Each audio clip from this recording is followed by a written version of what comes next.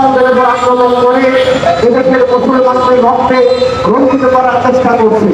অতএব যারা দেশের শত্রু, স্বাধীনতার শত্রু, মুসলমানদের শত্রু, আমরা তাদের মুক্তির কারিগর পাহাড় দেব।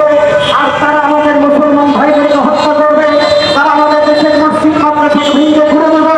মুসলমান হিসেবে আর আমরা বরদাস্ত করতে পারি না। আমি ওলামা পরিষদের পক্ষ থেকে নির্দিষ্ট কয়েকটি দাবি আপনাদের সামনে উপস্থিত করছি।